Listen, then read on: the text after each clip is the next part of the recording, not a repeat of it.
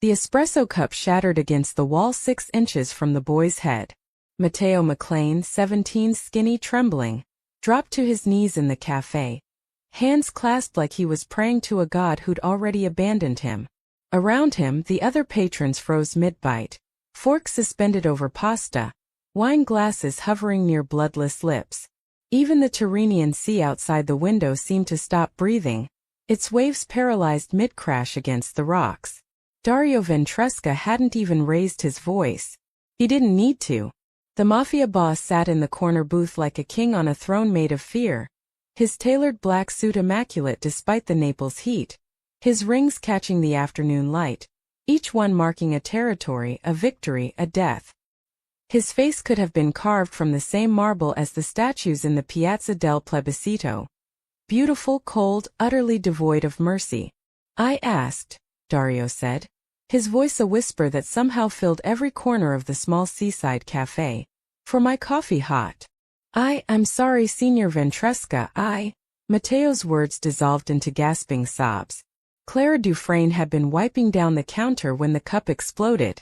She was 53 years old, with silver threads running through her dark hair that she tied back in a simple bun. Her uniform, a black dress with a white apron, had been washed so many times the fabric had gone soft and thin. Her hands, red and rough from decades of work, had stopped shaking years ago. Or they had until this moment. Because she knew exactly who Dario Ventresca was. Everyone in Naples knew. The newspapers called him Il Fantasma, the ghost, because people who crossed him simply disappeared. The police wouldn't even write reports anymore. 3 judges, 2 prosecutors, and a journalist who tried to expose him were all dead or missing.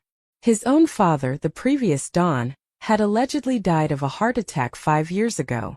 Nobody believed it was natural causes. And now he was here in Café Vittoria, the small family-owned restaurant where Clara had worked for the past 15 years, terrorizing a boy who'd probably just grabbed the wrong carafe in the chaos of the lunch rush. Clara watched Matteo's shoulders shake. She saw the dark stain spreading across the front of his pants as fear took his dignity.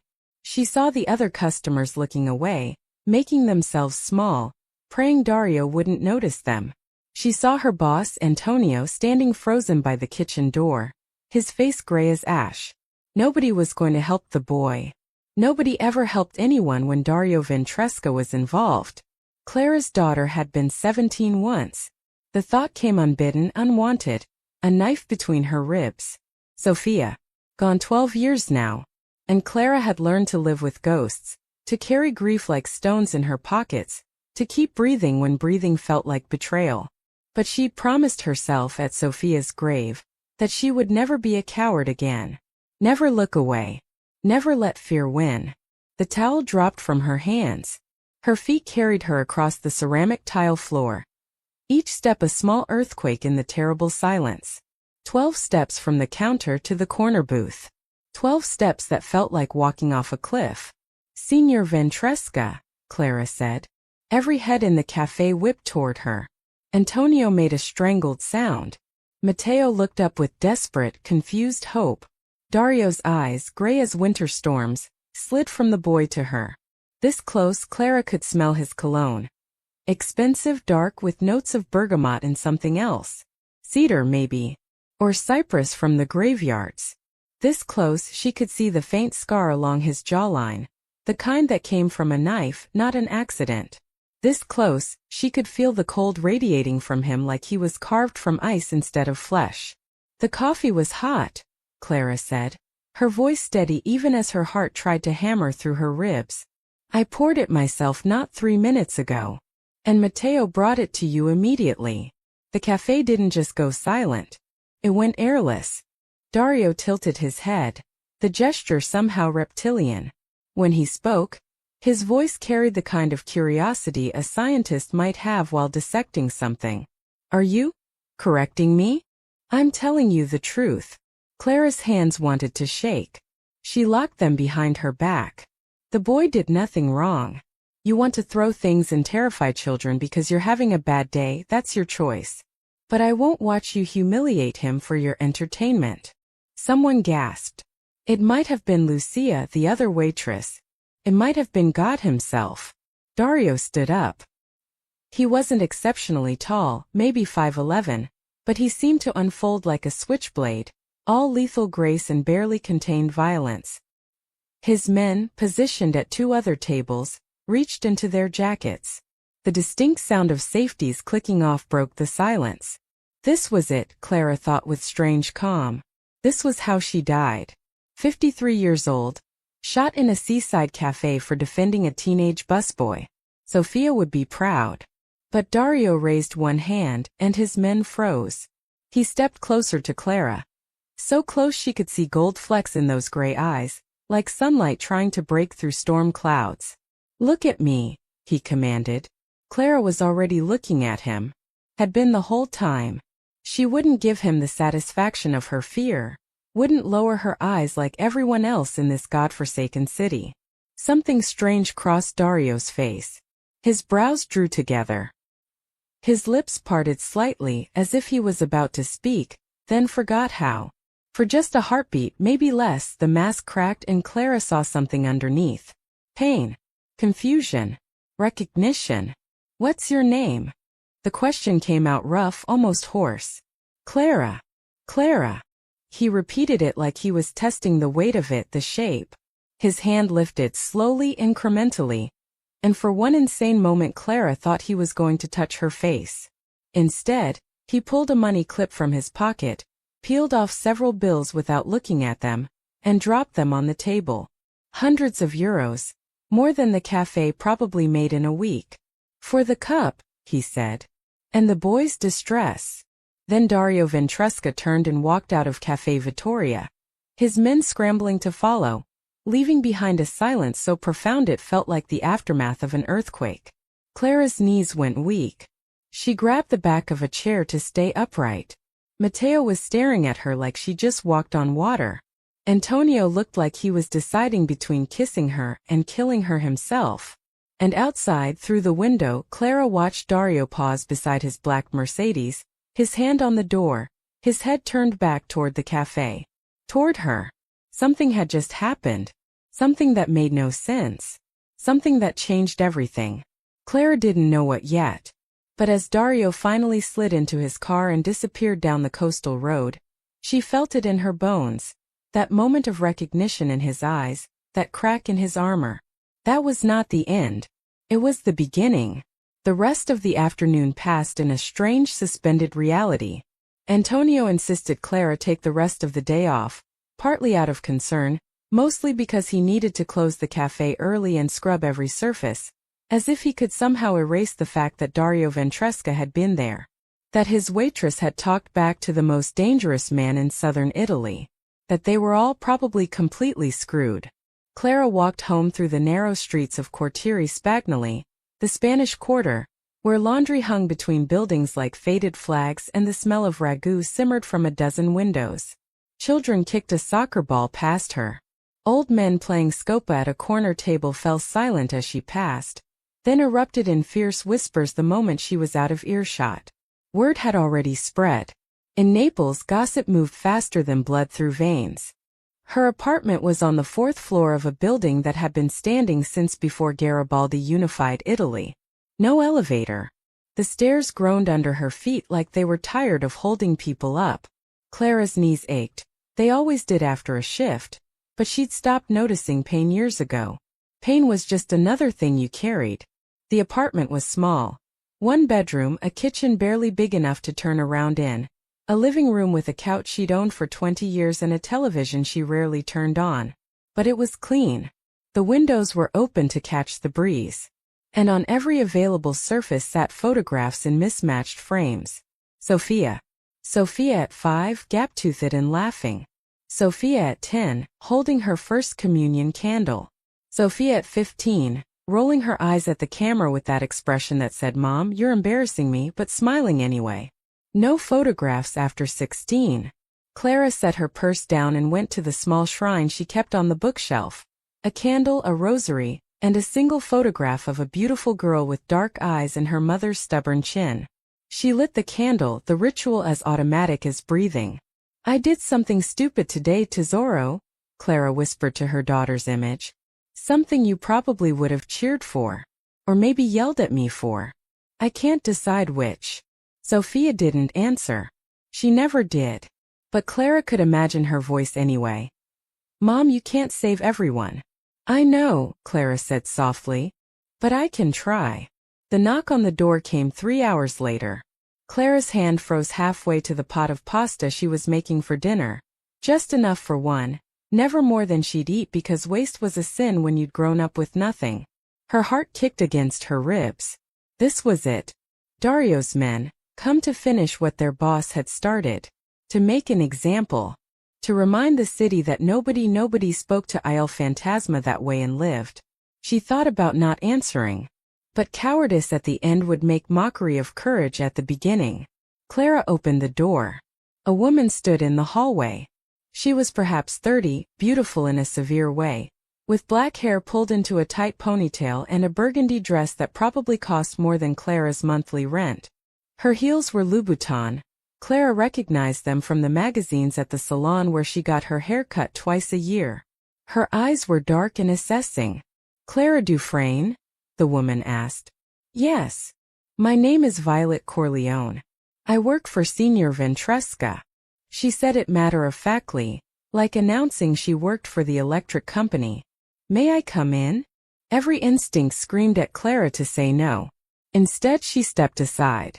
Violet entered with the careful grace of someone trained to assess threats, her gaze sweeping the small apartment in seconds.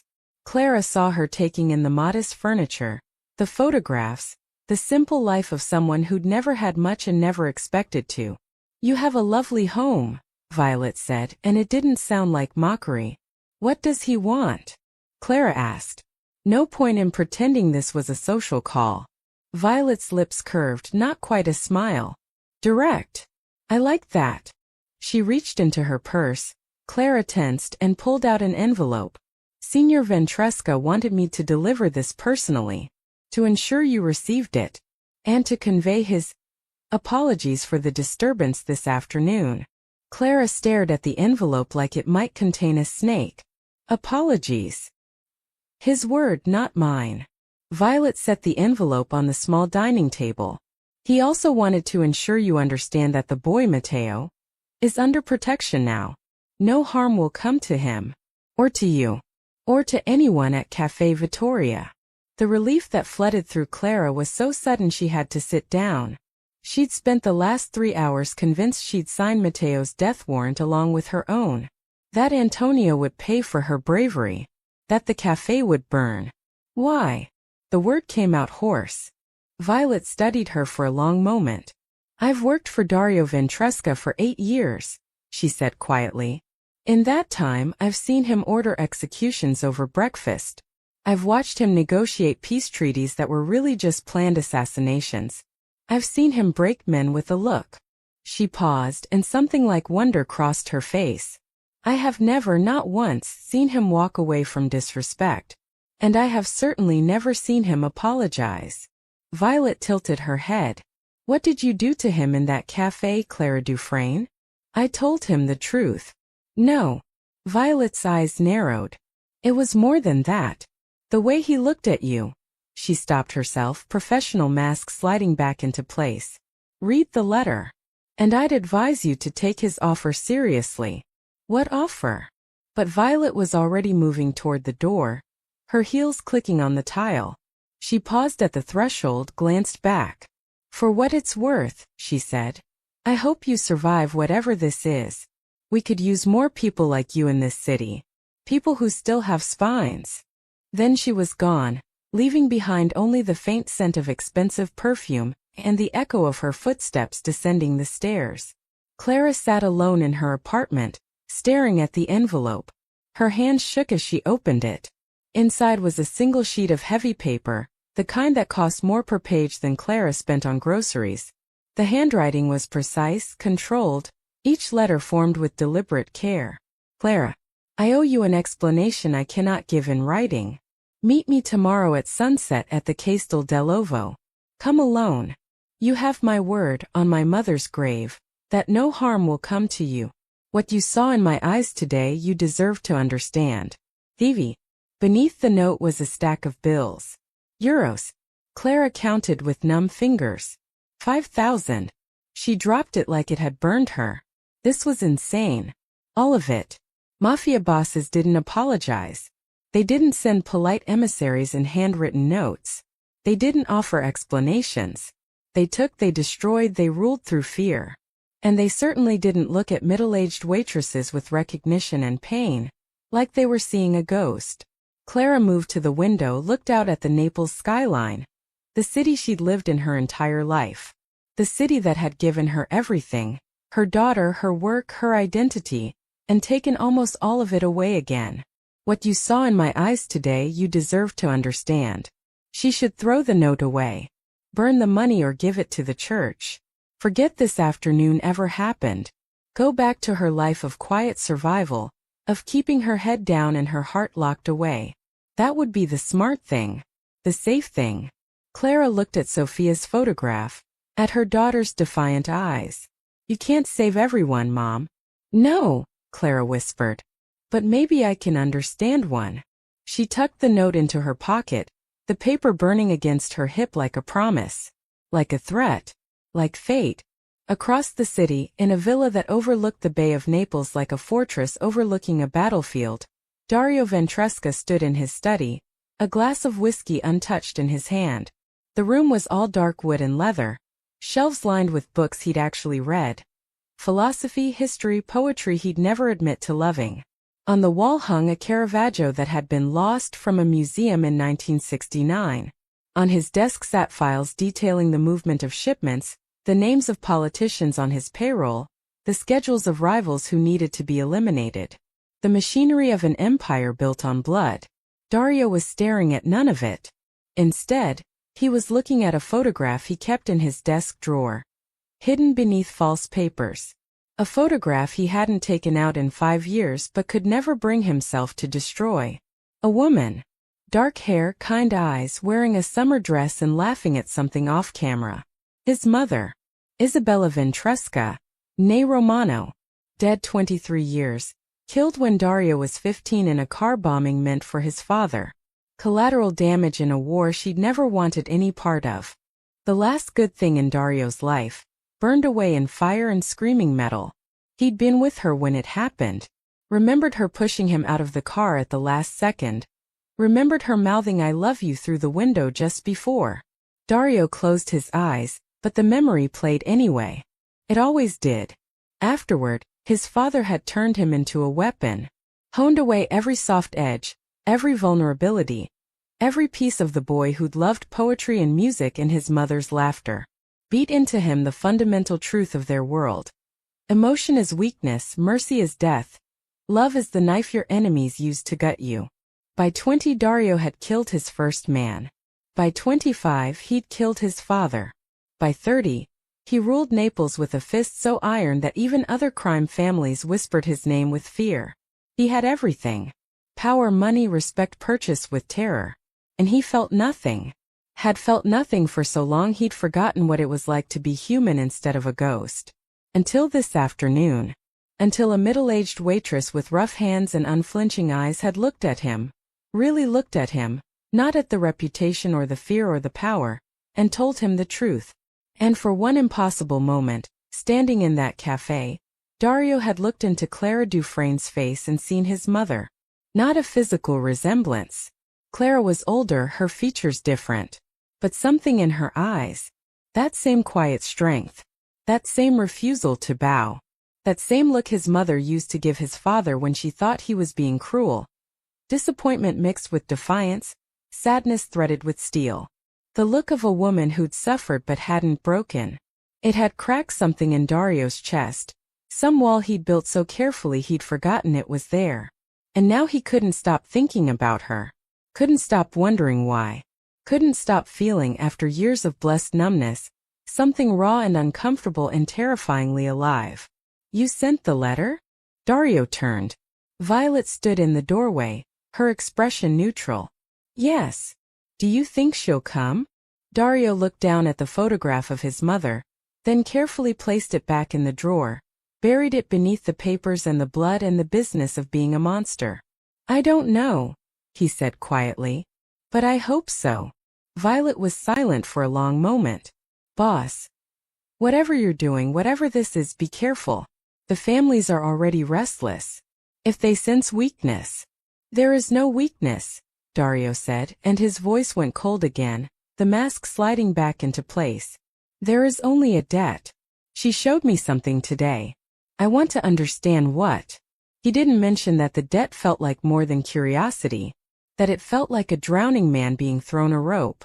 That for the first time in 23 years, Dario Ventresca wanted something that wasn't power or revenge or control. He wanted to feel human again, even if it killed him. Clara told no one where she was going. Not Lucia, her closest friend at the cafe, who would have called her insane. Not Antonio, who would have forbidden it. Not Father Giuseppe at Santa Maria della Sanita, who heard her confessions and would have added this to the list of sins born from pride. She simply put on her one good dress, navy blue, simple, bought for Sophia's funeral and worn only twice since, and walked to the waterfront as the sun began its descent into the Tyrrhenian Sea.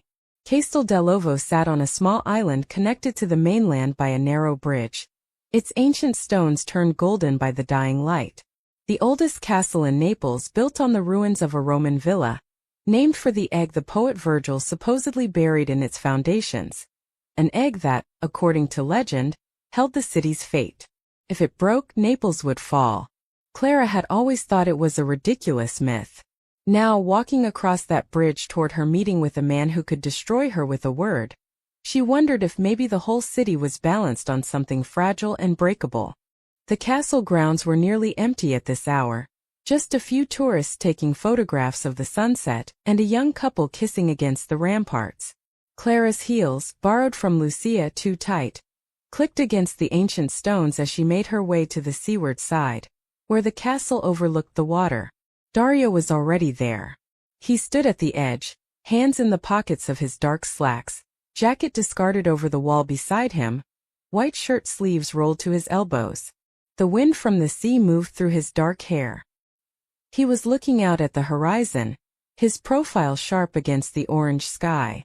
He looked smaller somehow, less like a monster, more like a man. Clara's footsteps must have given her away because he turned, and their eyes met across 15 feet of weathered stone. "You came," he said. Relief flickered across his face before he could hide it. "I shouldn't have." "No," Dario agreed. "You shouldn't have. But I'm glad you did." He gestured to the wall. "Please." Clara approached cautiously like he was a dog that might bite. She leaned against the rampart but kept 3 feet between them. Below, waves crashed against rocks that had seen empires rise and fall. For a long moment neither spoke. "I brought your money back," Clara finally said, pulling the envelope from her purse. Dario didn't even look at it. "I don't want it back. I don't want your money. It's not payment. It's—" He stopped, jaw working like the words were stuck. "Call it an apology. You already apologized. Through your assistant. Violet." A ghost of a smile. "She's more than an assistant. And I wanted to apologize in person." He turned to face her fully. "I was cruel to that boy.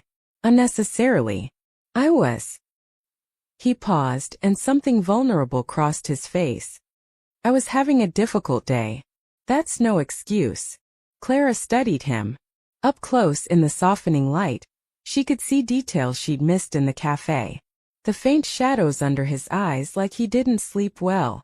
The tightness around his mouth like he held back pain constantly. The way his hands gripped the stone wall, white-knuckled, desperate for control. "Why am I here, Signor Ventresca?" "Dario," he said quietly. "Please." "Why am I here, Dario?" He was quiet for so long Clara thought he might not answer. Then, "Do you believe in ghosts?" The question was so unexpected Clara actually laughed. "What? Ghosts? Spirits? The dead reaching back into the world of the living?" Dario's eyes fixed on hers, intense, searching. "Do you believe?" Clara thought of Sophia's photographs filling her apartment. The candles she lit every night. The conversation she had with a daughter who would never answer. "Yes," she whispered. "I believe." Dario nodded slowly like she'd confirmed something. He reached into his pocket and pulled out a photograph, old, creased, the colors faded. He held it out to her. Clara took it with trembling fingers. The woman in the photograph was beautiful, perhaps 40, with dark hair and kind eyes. She wore a summer dress and was laughing at something off camera, her whole face alive with joy. There was something familiar about her, something in the set of her shoulders, the tilt of her head. My mother, Dario said. Isabella. She died 23 years ago. I'm sorry, Clara said automatically, still staring at the photograph. You look nothing like her. Not your face, not your build, not your coloring. Dario's voice was rough, raw. But yesterday when you stood up to me in that cafe, the way you looked at me, the way you held yourself, for just a moment I saw her. Clara's breath caught. My mother was the only person who ever stood up to my father, Dario continued. The only one who told him the truth, who refused to bow, who looked at him like he was just a man and not a god. She was terrified of him. I could see it in her hands, the way they shook, but she never let that fear win. Just like Clara's hands had shaken yesterday. Just like she'd locked them behind her back so he wouldn't see. She died protecting me, Dario said. Pushed me out of our car seconds before a bomb went off. Saved my life. Lost hers. He took the photograph back, stared at it like it was scripture. I was 15. And I promised myself I'd never let anyone close enough to hurt me like that again. Never let myself feel anything that could be used as a weakness. And you've kept that promise, Clara said softly. For 23 years. Dario looked at her again, and the naked pain in his eyes made Clara's heart crack. Until yesterday. Until you. The sun touched the horizon, painting everything gold and crimson. You don't know me, Clara whispered. No. But I want to. Dario took a half step closer. I need to understand why looking at you feels like waking up after being asleep for years. Why your voice sounds like an echo of something I lost. Why he stopped, seemed to realize how close he'd gotten, stepped back. I'm not explaining this well. You're explaining it fine, Clara said. Her heart was hammering. You're just explaining something impossible. Is it? Dario's eyes searched hers. Have you ever met someone and felt like you knew them? Like you'd been waiting for them without realizing? Yes, Clara thought. She'd felt it with her husband, Tommaso, dead now 15 years, his heart giving out while he slept. She'd felt it with Sophia, the moment they placed her newborn daughter in her arms. She'd felt it yesterday in the cafe, when this dangerous man had looked at her with confusion and pain, and she'd seen past the monster to the broken boy underneath. This is insane, she said. Yes. You're a mafia boss. I'm a waitress. We live in different worlds. Yes. You've killed people. Dario didn't flinch. Many people. I should be terrified of you. You should be. He tilted his head. Are you? Clara examined her feelings like she was checking for injuries after a fall. Fear, yes, but not of him hurting her. Fear of something else. Something bigger. Fear of the way her pulse jumped when he said her name. Fear of the ache in her chest when she looked at the grief in his eyes. Fear that maybe, impossibly, she understood exactly what he meant about ghosts and recognition and waking up. No, she admitted. Not the way I should be. Something blazed in Dario's eyes, hope, hunger, relief all tangled together. Then his phone rang. The spell shattered. Dario pulled out the device, looked at the screen, and his whole face changed. The vulnerability vanished behind ice. I have to take this. He answered in rapid Italian, his voice sharp, commanding. Clara caught fragments. Told you to handle it. I don't care what he thinks. By midnight or... The man who'd been showing her his mother's photograph was gone. El Fantasma was back. Dario ended the call, and when he looked at Clara again, she could see him trying to pull on the warmth from before, trying to find his way back to that moment of connection. But the mask wouldn't quite come off now. I'm sorry, he said. Business. Of course. Clara. He caught her hand the first time he touched her. His palm was warm, calloused. She could feel his pulse against her wrist racing. "Can I see you again?" Every rational part of Clara's brain screamed at her to say no. To run. To go back to her small, safe life and forget this ever happened. But she thought of Sophia. Of her daughter's voice. "Mom, you can't save everyone." Maybe not. But maybe she could save one person. Maybe she could save him. Maybe a small voice whispered he could save her too. "Yes," Clara heard herself say.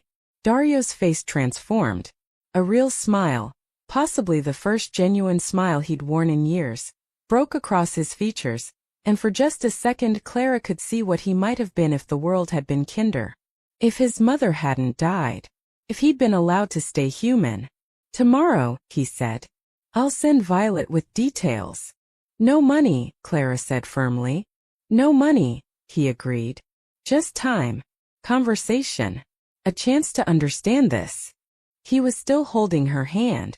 His thumb brushed across her knuckles, a gesture so tender it felt like a question. Clara squeezed once then pulled away. "I should go," she said. "Yes." But neither of them moved. Above them the sky deepened to purple.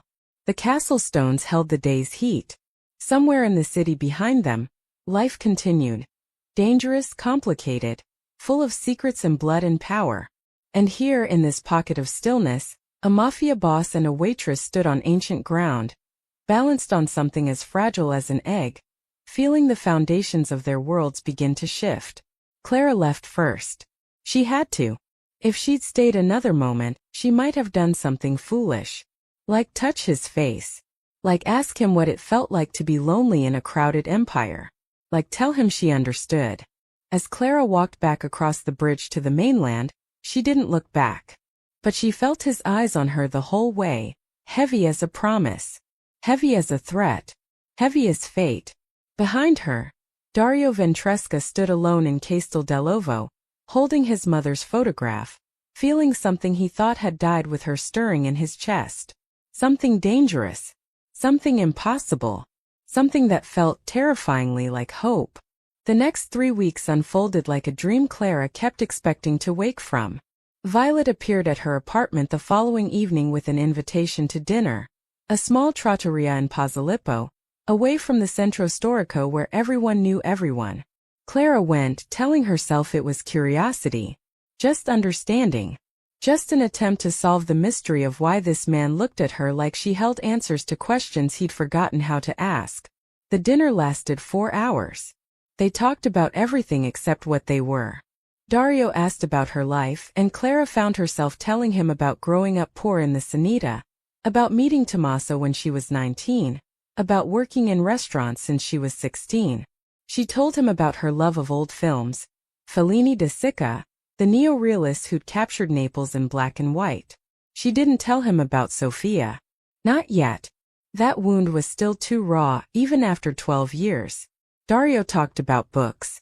About his mother's love of poetry, Leopardi Dante. Even some Neruda she translated from Spanish. About how she'd read to him every night until he was too old to admit he still wanted her to. His voice went soft when he spoke of her, the mask slipping to reveal the boy who'd lost everything in fire and screaming. He didn't talk about his work. About the empire. About the blood. They were two people pretending for a few hours that the world outside didn't exist. The second meeting was a walk along the Lungomare, the seaside promenade, at dawn when the city was still sleeping. Dario showed up without his guards.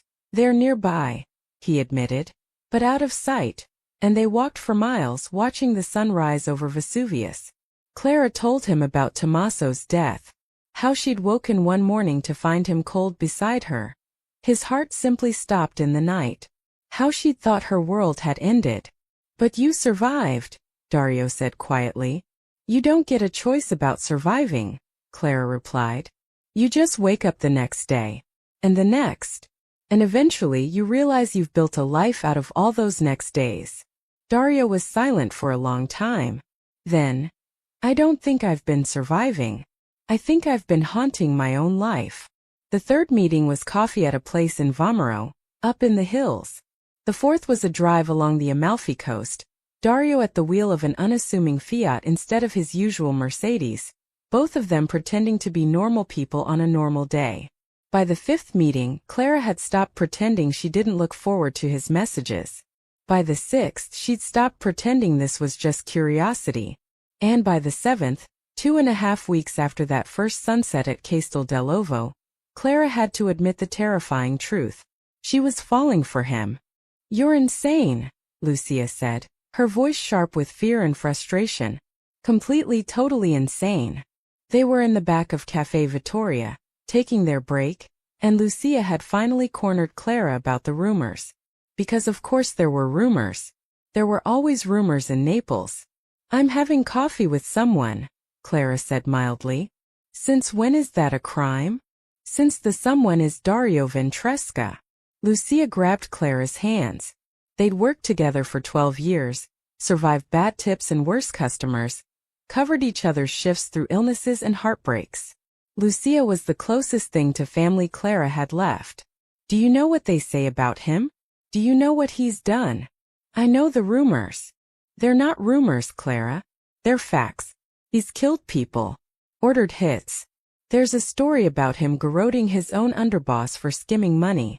With his bare hands." Lucia's eyes were wet. "And you're having coffee with him?" Clara pulled her hands back.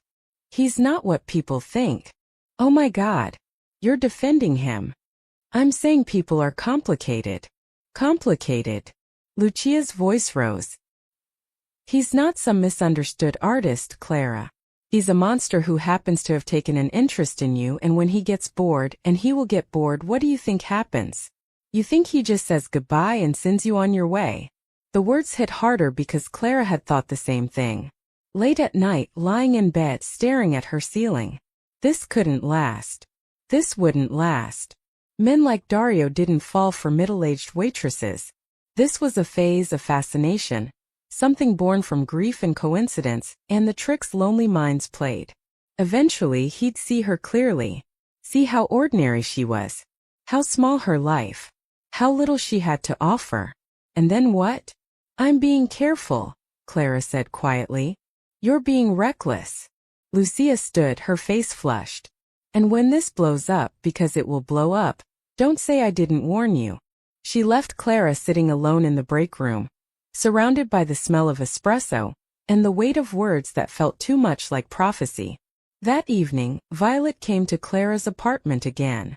But this time her face was grave. "We have a problem," she said without preamble. Clara's stomach dropped. "What kind of problem?" "The kind where Dario's competitors have noticed he's been distracted. Where his own people are starting to ask questions about why Il Fantasma has gone soft." Violet paced Clara's small living room like a caged cat. "There's a family from Bari, the Russos, who've been pushing into Naples territory for months. Dario should have crushed them already. But he's been preoccupied." "With me," Clara said numbly. "With you?" Violet stopped, faced her. "Look, I don't know what you two have. I don't know if it's real or if it's some kind of midlife crisis for him. But what I do know is that in our world, weakness is blood in the water. And Dario's enemies are circling. So what do you want me to do? Disappear? I want you to understand what you're risking. What he's risking." Violet's expression softened slightly.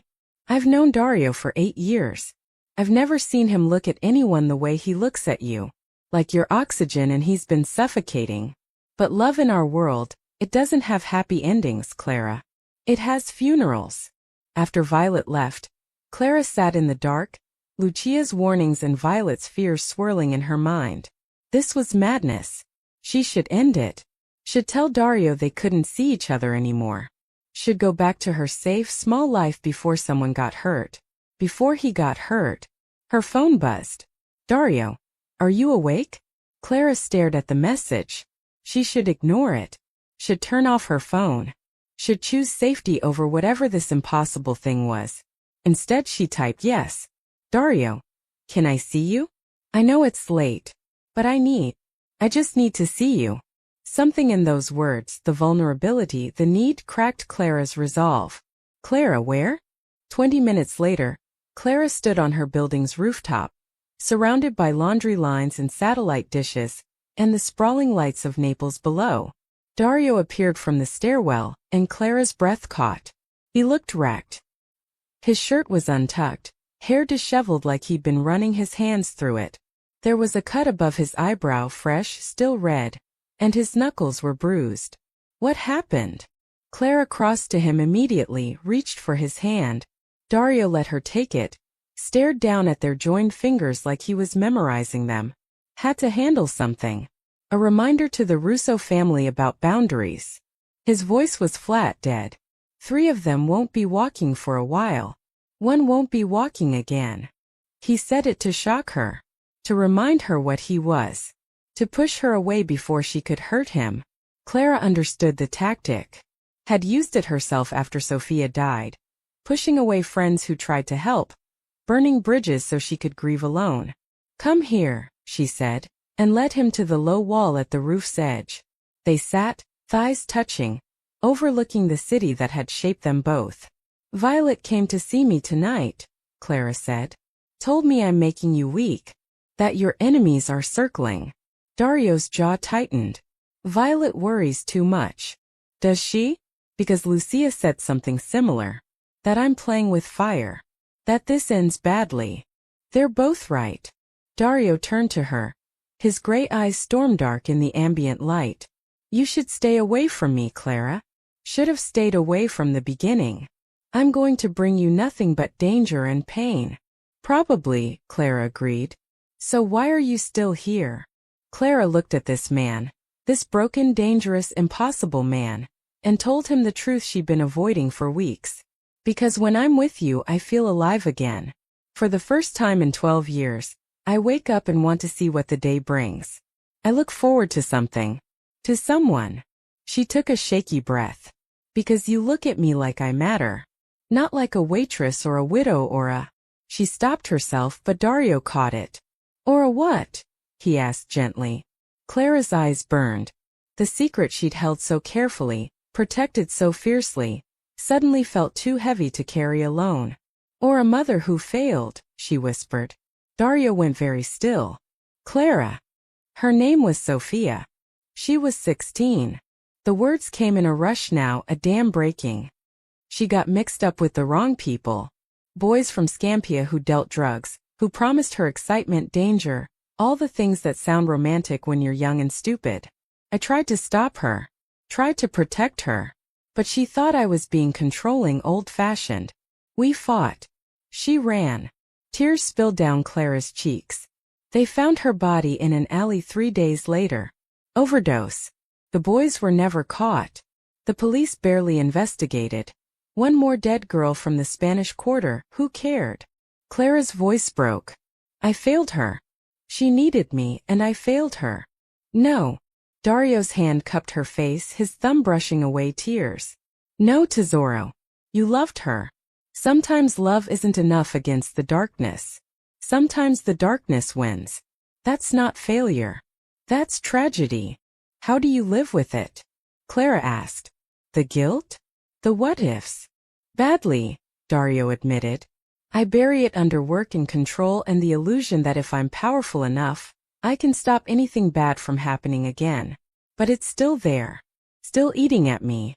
The memory of my mother's face through that car window, the knowledge that she died because of me. Because of what my family was. That wasn't your fault. Then Sophia wasn't yours. Dario leaned his forehead against hers. We're both just people who loved someone and lost them. Who've been trying to survive the grief ever since. They sat there, foreheads touching, breathing each other's air. Two broken people holding each other's pain. I'm falling for you, Clara whispered. And it terrifies me. I fell for you the moment you told me the truth in that cafe, Dario said. And you're right. It's terrifying. Where does this go?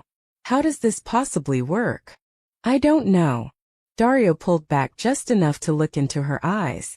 But I know I don't want to stop. I know that for the first time in 23 years, I feel like a person instead of a ghost. And I know, his voice roughened. I know I would burn the whole world down before I let anything happen to you. It should have sounded threatening. Instead it sounded like a prayer. Clara kissed him. It was soft, tentative, neither of them quite sure how to do this, how to be this vulnerable. Dario's hand trembled against her cheek. Clara's fingers curled into his shirt. The kiss tasted like tears and hope and the reckless courage of people who'd already lost everything and had nothing left to fear. When they broke apart, both breathing hard, Dario pressed his lips to her forehead. "Whatever happens," he murmured, "thank you for reminding me I'm human." Below them, Naples sprawled in light and shadow, beautiful and dangerous and utterly indifferent to two people falling in love on a rooftop. But above them the stars watched. And somewhere maybe the ghosts of a mother and a daughter smiled. For 5 days after the kiss, Clara lived in a bubble of impossible happiness. Dario carved time out of his empire to see her. Coffee at dawn. Walks through the botanical gardens. A dinner at his villa. Just the two of them, Dario cooking pasta alla Genovese with his own hands, admitting his mother had taught him that cooking was the one domestic thing he'd never let himself forget. They talked about everything. Clara told him about her childhood, about watching Sophia Loren films with her grandmother, about dreaming of a bigger life, and then learning to love the small one she'd built. Dario told her about the books he read late at night when sleep wouldn't come, about his secret love of jazz music, about the person he might have been in another life. They didn't talk about the future. The future felt too fragile, too impossible. They lived in the present, in stolen moments, in the space between heartbeats where two people could pretend the world's rules didn't apply to them. Until the morning Clara's world shattered. She was opening Café Vittoria. Antonio trusted her with the keys now, after 15 years, when a man walked in at 6:30, half an hour before official opening. He was tall, lean, with a scar running from his ear to his collar. His suit was expensive but ill-fitting, like he bought it to look legitimate but didn't quite know how to wear it. 2 more men followed him in, flanking the door. Every instinct Clara had developed growing up in Naples screamed danger. "We're not open yet," she said, keeping her voice steady. "That's fine." The scarred man smiled. It didn't reach his eyes. "I'm not here for coffee. I'm here to deliver a message." "I don't want any messages." "Not for you. For your friend. Dario Ventresca." He said the name like a curse. "My name is Franco Russo, and I think you and I need to have a conversation about your boyfriend's business practices." Clara's blood went cold. The Russos. The family from Bari that Violet had warned about. "I don't know what you're talking about. Please. The whole city knows Il Fantasma has gone soft over a waitress." Franco moved closer, and Clara smelled cologne and cigarettes and something underneath that, violence barely contained. "You're the reason he's been distracted. The reason he hasn't responded properly to our expansion. We were going to send a message the traditional way, kill someone close to him. But then we thought, why not have a conversation first? Civilized like. Get out of my cafe. In a minute." Franco pulled out a photograph, placed it on the counter between them. "First, I want to show you something. Consider it context." Clara didn't want to look.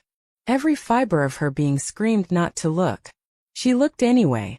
The photograph showed a warehouse, industrial and stark. In the foreground, a younger Dario, maybe 25, his face harder, emptier, stood with another man, both of them surrounded by boxes. Even in the grainy image, Clara could see the markings on the boxes. Pharmaceutical shipments. "That was taken 12 years ago," Franco said conversationally. "Northern Naples. Scampia. Back when Dario was consolidating power, taking over the drug trade from the old families. Efficient our Dario. Brutal. He flooded the streets with product, heroin, cocaine, pills. Anything that sold.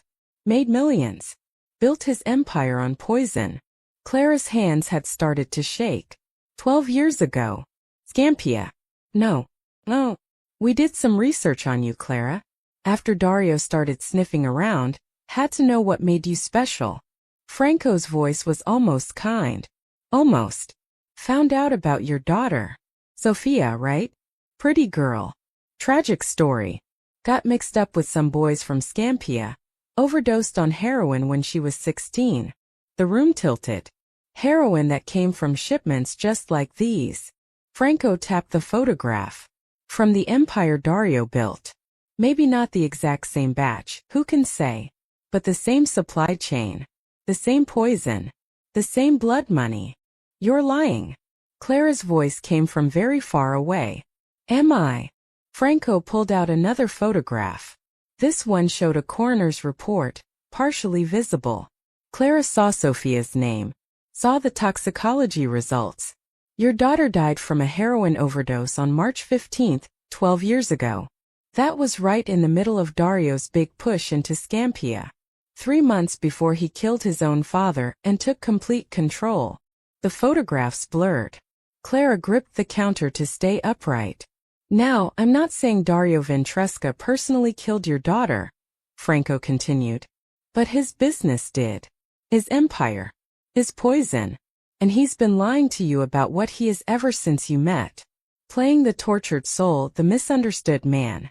But this, he gestured to the photographs. This is who he really is. A drug dealer. A murderer. The man responsible for hundreds of deaths just like your Sophia's. Why are you telling me this? Clara whispered. Because I want you to deliver a message. Tell Dario that the Russos own Scampia now. Tell him that if he wants to keep playing house with his waitress, he can. But he needs to back off our territory. He needs to accept that Naples has room for more than one family now. Franco leaned close. And if he doesn't? Well, we'd hate for anything to happen to you. For you to end up like your daughter. Full circle, you know? It was a threat delivered with a smile. Franco and his men left, the cafe door chiming cheerfully behind them. Clara stood frozen, staring at the photographs on her counter. Her daughter's name on a coroner's report. Dario younger, colder, standing among the poison that might have killed Sophia. The two images side by side, separated by inches. Connected by blood. Clara called in sick to work. Went home. Sat in her apartment surrounded by Sophia's photographs and tried to breathe through the panic. It couldn't be true. Franco was lying, manipulating, trying to drive a wedge between her and Dario. Of course he was. This was how these families operated, with fear and lies and... But what if it wasn't a lie? What if the heroin that killed Sophia really had come from Dario's empire? Clara pulled out her phone, stared at Dario's number. Her thumb hovered over the call button. Before she could decide, someone knocked on her door. Violet stood in the hallway, her face grave. The Russos came to see you this morning, she said without preamble. We have eyes at the cafe. I need to know what they said. Clara let her in, too numb to argue. She showed Violet the photographs. Violet's expression didn't change as she examined them. These are real, she said finally. That warehouse, that shipment, I recognize it. I wasn't working for Dario yet, but I heard the stories. This was his big play.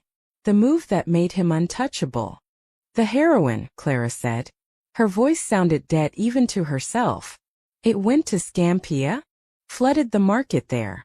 Dario controlled the whole northern district within 6 months. Violet looked up. Clara. My daughter died from a Scampia overdose. 12 years ago.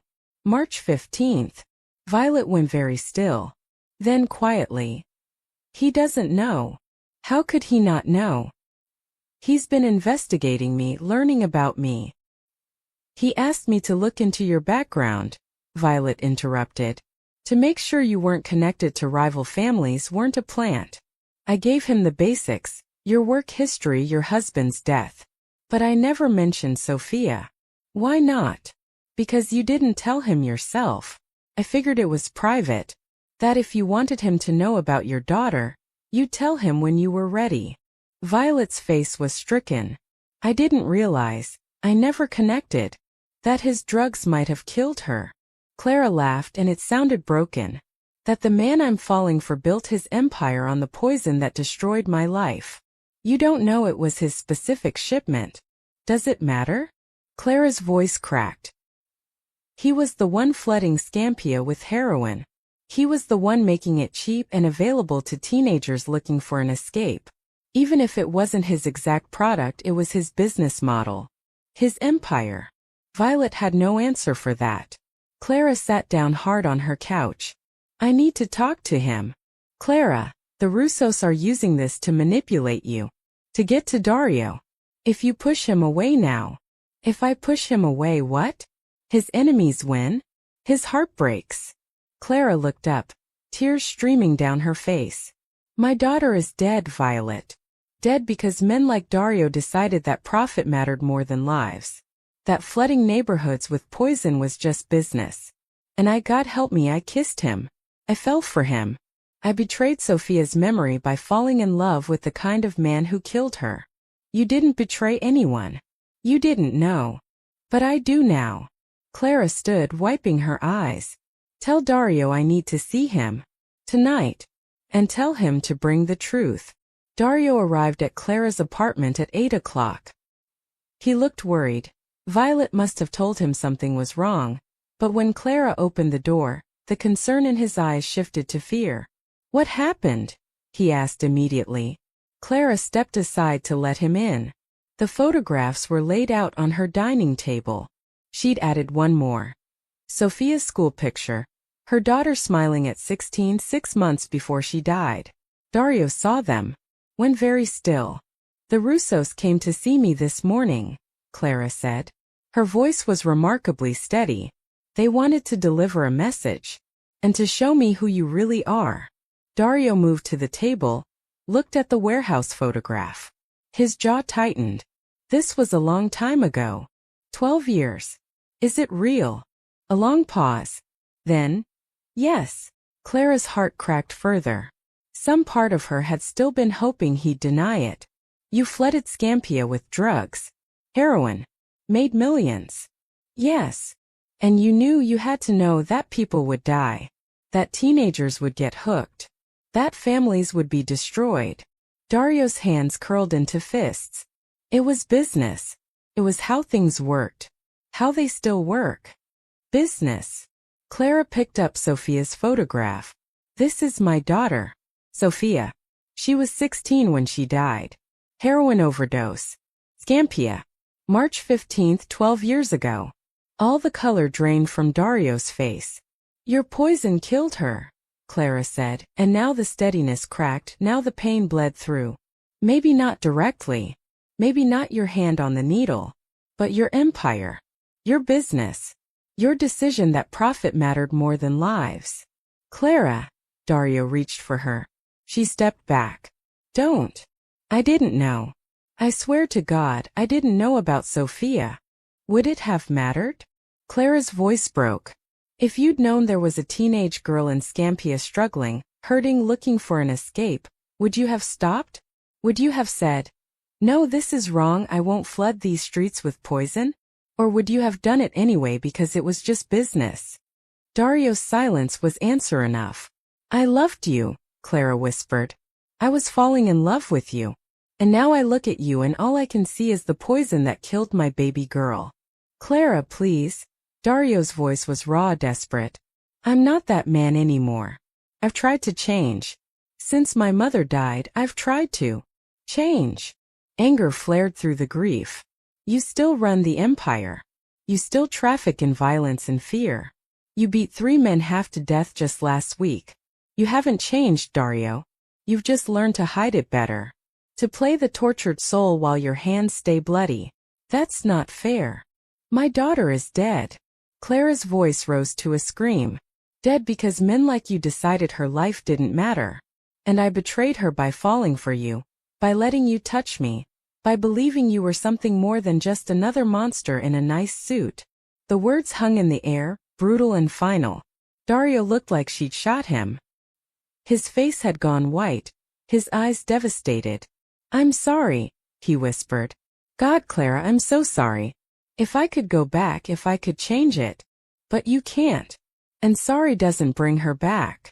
Clara's tears fell freely now. I need you to leave. Let me make this right. Let me. There is no making this right. Clara's voice broke completely.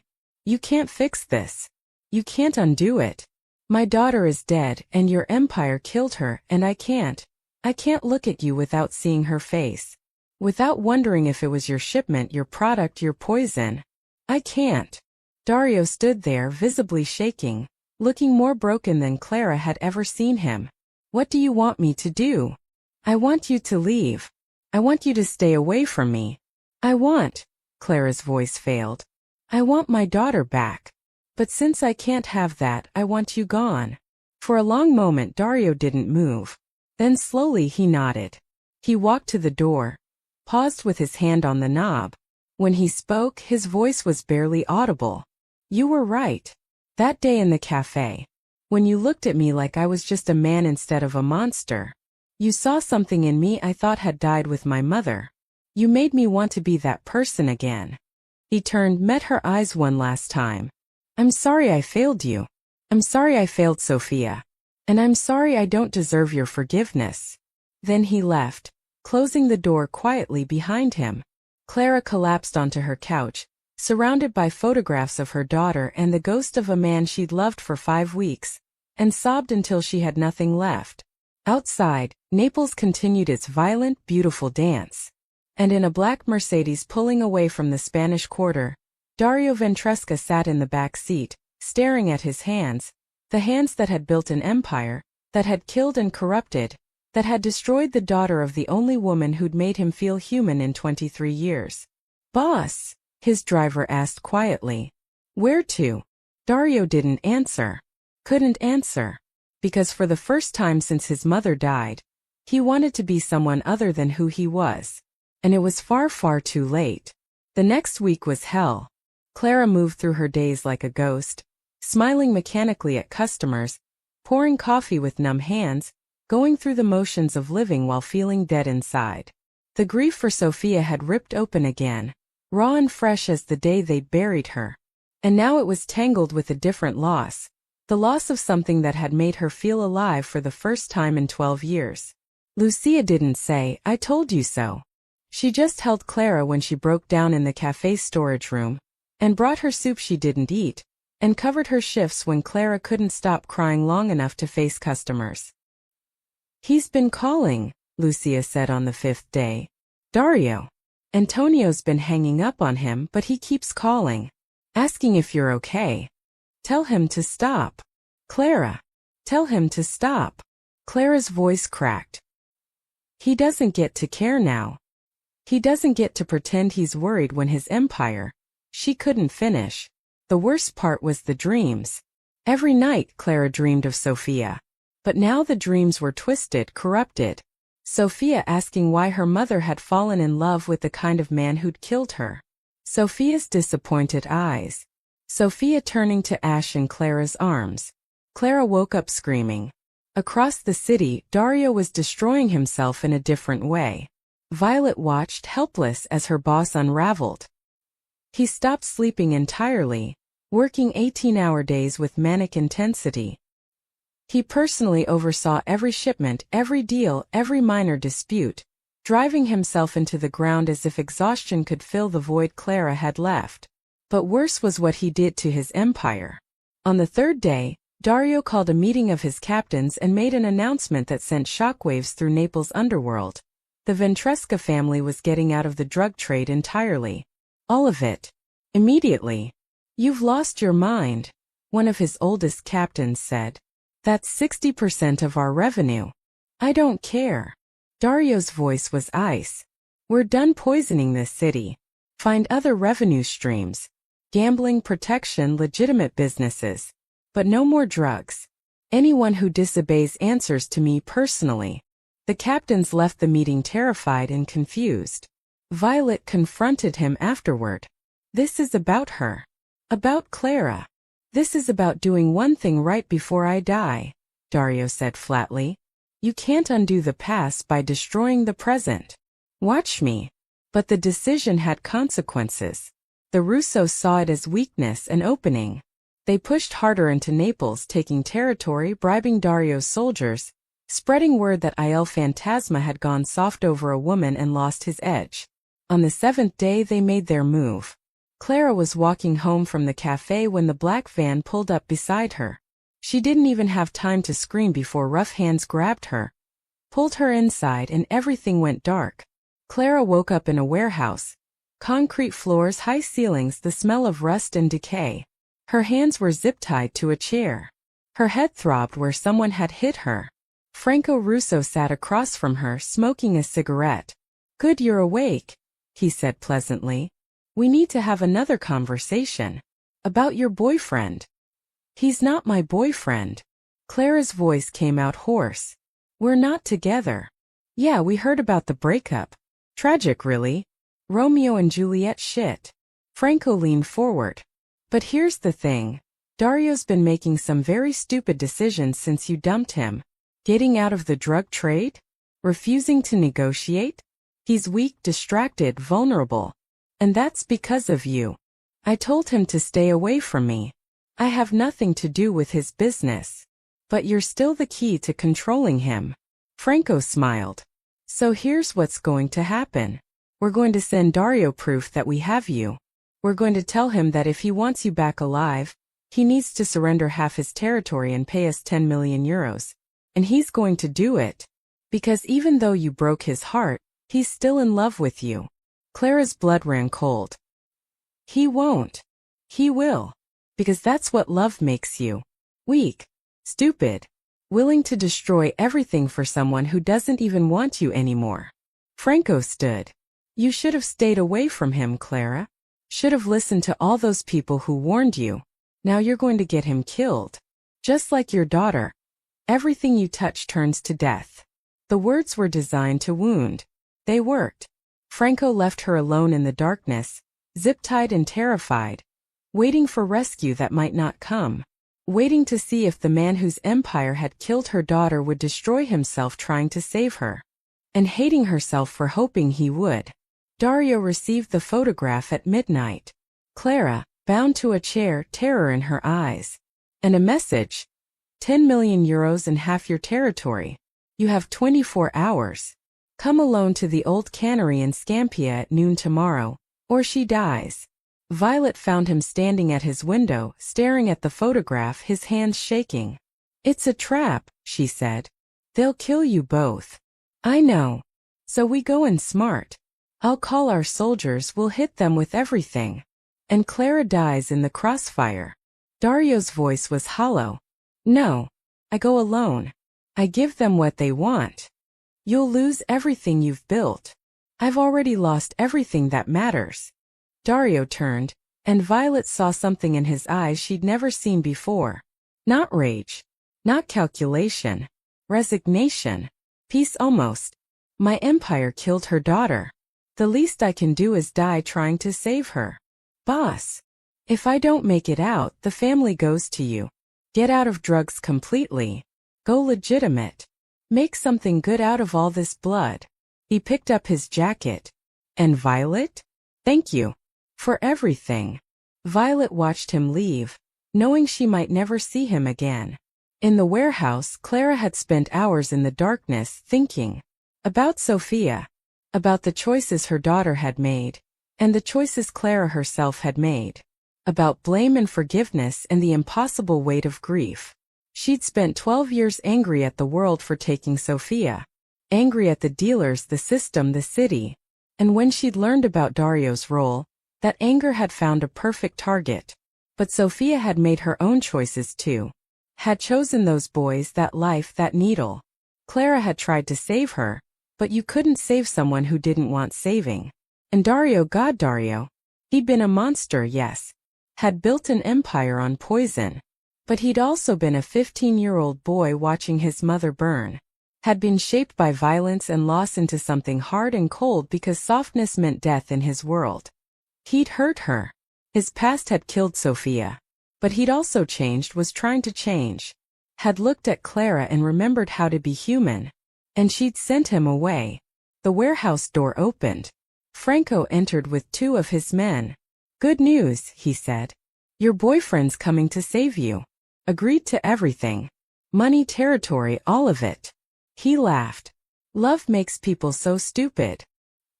"He's not stupid," Clara said quietly. "He's brave. Braver than you'll ever be." Franco's smile faded. "We'll see how brave he is when I put a bullet in his head. You're going to kill him anyway. Even if he gives you everything. Of course. Can't have Il Fantasma running around with a grudge. Franco checked his watch. 2 hours until showtime. Try to stay comfortable. After he left, Clara closed her eyes and did something she hadn't done in 12 years. She prayed. Not for herself. For Dario. For the broken boy who'd lost his mother and built walls so high he'd forgotten how to climb down. For the man who'd seen Clara and remembered what it meant to be human. Please, she prayed. Don't let him die for me. Don't let this be how it ends. And in that moment, Clara understood something that nearly broke her. She loved him. Still loved him despite everything. Despite the past, despite the pain, despite the impossible gulf between who they were and what his empire had done. She loved him. And she'd sent him away. And now he was going to die trying to save a woman who'd told him she never wanted to see him again. I'm sorry, Clara whispered into the darkness. Dario, I'm so sorry. The words fell into silence. But somewhere in the city, speeding towards Scampia in a black Mercedes, Dario felt something shift in his chest. Like a prayer being answered. Like hope, fragile and desperate, refusing to die. He pressed his foot harder on the accelerator and drove toward either salvation or death. Either way, he was done running from who he wanted to be. 6 months later.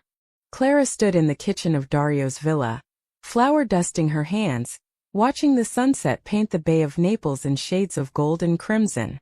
The kitchen was enormous, marble countertops, professional-grade appliances, but she'd insisted on cooking here herself, teaching Dario the recipes her grandmother had taught her. Tonight it was Sophia's favorite. Pasta al forno, the way Clara used to make it for birthdays. Dario came up behind her, wrapped his arms around her waist and kissed her neck. It smells incredible. Your mother's recipe or mine? Clara teased. Both. Everything. He turned her around and Clara saw what she always saw now when she looked at him. Not the ghost, not the monster, but the man. Still complicated. Still carrying his past. But trying every single day to be better. The transformation hadn't been easy. The first month after Scampia had been chaos. Dario's decision to cooperate with authorities and dismantle the drug operations had sent shockwaves through Naples' underworld. 3 families tried to move on his territory. 2 of his captains betrayed him. The Camorra bosses called him a traitor. But Dario held firm. With Violet at his side, he restructured everything. The Ventresca empire pivoted. Real estate development, legitimate import-export, even a chain of restaurants. They still used muscle and intimidation when necessary. Dario wasn't a saint, but the poison was gone. The worst of the blood was washed away. It cost him. In money, in power, in respect from the old guard. But he gained something more valuable. Himself. Clara had watched it happen. Watched him struggle with nightmares and guilt. Watched him create a foundation in his mother's name to fund addiction treatment programs throughout Naples. Watched him personally meet with families his empire had destroyed, offering restitution, offering apologies he knew couldn't heal but gave anyway. She'd watched him become the man his mother had hoped he'd be. And slowly, day by day, Clara had learned to forgive. Not to forget, never to forget. Sophia's photographs still filled Clara's apartment, which she'd kept even after spending most nights at the villa. The candles still burned every evening. The grief still ambushed her at unexpected moments. But she'd stopped letting that grief poison everything else. I have something for you, Dario said, pulling back. He reached into his pocket and withdrew a small velvet box. Clara's heart stuttered. Dario. It's not what you think. Not yet. He smiled. Open it. Inside was a delicate gold locket. Clara opened it with trembling fingers and found 2 photographs inside. On one side, Dario's mother Isabella, laughing in that summer dress. On the other, Sophia at 16, smiling with defiant eyes. I thought, Dario said quietly, that we could carry them together. The people we lost. The people who made us who we are. So they're always close to our hearts. Clara's eyes filled with tears. It's perfect. Dario fastened it around her neck, his fingers gentle. I love you, Clara Dufresne. I know I tell you every day, but I need you to hear it again. You saved my life. Not in Scampia before that. In that cafe when you looked at me and saw a person instead of a monster. You gave me a reason to be better. You saved mine too, Clara whispered. I was so lost in grief I'd forgotten how to live. You reminded me that it's okay to want more. To hope. To love again. They stood there, foreheads touching, as the sun dipped below the horizon. The doorbell rang. That'll be Violet and Antonio, Dario said. You did invite half of Naples to dinner, you know. Clara laughed. Not half. Just the people who matter. Over the next hour the villa filled with life. Violet arrived with her new girlfriend, a lawyer who was helping restructure Ventresca operations. Antonio came with Lucia, who'd been dating for 3 months now, a development that still made Clara smile. Matteo, the young busboy from the cafe, arrived in a new suit. Dario had paid for his university education, insisting it was an investment, not charity. Even Father Giuseppe came, blessing the food with gentle humor and wise eyes that said he understood more than he spoke. They ate at the long dining table overlooking the bay, passing dishes family style, telling stories, laughing. It was loud and chaotic and beautiful. Everything a family dinner should be. Halfway through the meal, Clara looked around the table and felt something she hadn't felt in 12 years. Complete. Not healed. Grief didn't heal, you just learned to carry it better. But whole. Connected. Part of something bigger than her pain. After dinner, as the others moved to the terrace for limoncello and dessert, Dario pulled Clara aside. Walk with me. They wandered through the villa's gardens, past lemon trees and rosemary bushes, to a small overlook where the lights of Naples spread out below them like fallen stars. I need to ask you something, Dario said. And I need you to be honest. Clara's heart picked up speed. Okay. Are you happy? Truly happy? He turned to face her. Because I know this isn't the life you chose. That you're with a man whose past is violent and complicated. That people still whisper when they see us together. That my world, even cleaned up, will never be completely safe or normal. Clara thought about her answer carefully. Because he deserved the truth, not platitudes. I'm not always happy, she said honestly. Some days I still wake up angry. At the world, at fate, at everything we've both lost. Some days I look at you and still see the empire that killed Sofia. And I have to remind myself that people are more than their worst choices. Dario's face tightened, but he nodded. I understand. But, Clara continued, taking his hands, most days I wake up grateful. Grateful that I get to love someone who's brave enough to change. Grateful for second chances I never thought I'd get. Grateful that out of all the darkness and pain and impossible coincidences, I found you. She smiled through tears. So yes, Dario. I'm happy. Not in spite of everything. Because of it. Because the hard things make the good things matter more. Dario exhaled like he'd been holding his breath for months. Then he dropped to one knee. Clara gasped. I said the locket wasn't what you thought. Not yet. Dario pulled out another velvet box, this one containing a simple platinum band with a single diamond. Clara Dufresne. You are the bravest person I've ever met. You stood up to a monster and saw a man. You lost everything and still chose to love again. You gave me a reason to be better, to build something good from ashes. His voice roughened with emotion. I know I don't deserve you. I know my past is dark and my future is uncertain. But I swear to you, on my mother's grave and Sophia's memory, that I will spend every day of my life being worthy of you. Being the man you believed I could be. He looked up at her with those gray eyes that had once been winter cold but now burned with love and hope and desperate vulnerability. Will you marry me? Clara looked down at this impossible man offering her an impossible future. She thought of all the reasons to say no. The danger, the complications, the ghosts, the grief that would always be part of both their stories. Then she thought of Sophia. And she could almost hear her daughter's voice. Not angry anymore, but amused. Mom, stop overthinking. Do you love him? Yes, Clara whispered. Then that's all that matters. Yes, Clara said louder, pulling Dario to his feet. Yes, I'll marry you. Yes to building something beautiful from broken pieces. Yes to believing people can change. Yes to love, even when it's complicated and messy and hard. Dario slipped the ring on her finger, and then they were kissing and crying and laughing all at once. From the terrace, their friends erupted in cheers. Apparently they'd all been watching. Violet started a champagne cork. Antonio wiped his eyes. Lucia wolf whistled. Father Giuseppe smiled like he'd known all along. And Clara stood in Dario's arms, wearing a ring on her finger and a locket with 2 ghosts over her heart, and felt something she'd thought died with her daughter. Hope. Real solid, unbreakable hope. 1 year later. The wedding was small, just close friends at sunset on the terrace overlooking the bay. Clara wore a simple cream dress.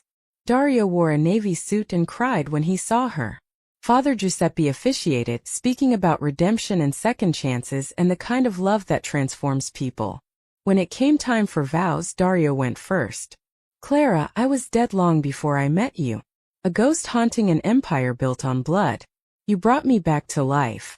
You showed me that strength isn't about fear or power. It's about choosing to be vulnerable, to change, to love even when it terrifies you. I promise to spend our life together being the man you deserve. To honor Sophia's memory by being better. To build a world where fewer mothers lose their daughters. And to love you fiercely and completely until my last breath. Clara couldn't speak through her tears for a moment. Then she found her voice.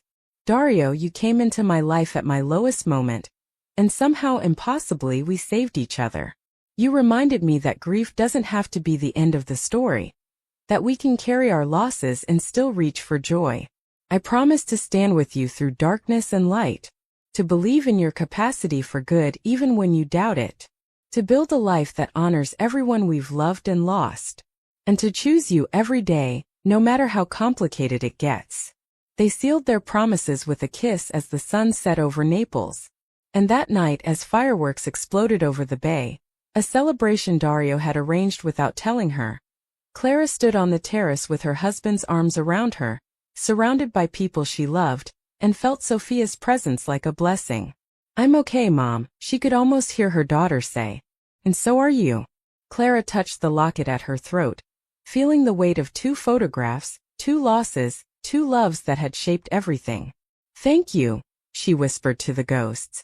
To Isabella, who'd raised a boy with enough goodness buried inside that it could be resurrected. To Sophia, whose death had somehow impossibly led to this life. Thank you for understanding. Dario kissed her temple. What are you thinking about? Everything, Clara said. How we got here. How much we've both changed. How lucky we are to get second chances when so many people don't. We'll make it count, Dario promised. The foundation, the work we're doing, will turn all that pain into purpose. And they did. Over the years that followed, the Ventresca Foundation became one of southern Italy's leading addiction treatment and prevention organizations. Clara ran it personally, turning her grief into action, saving daughters that couldn't be her own. Dario continued transforming his empire, becoming, improbably, a legitimate businessman. He'd never be respectable in the traditional sense. His past was too well known. But he became respected in a different way, as a man who'd had the courage to change. They had their struggles. Nightmares still came. Old enemies occasionally surfaced.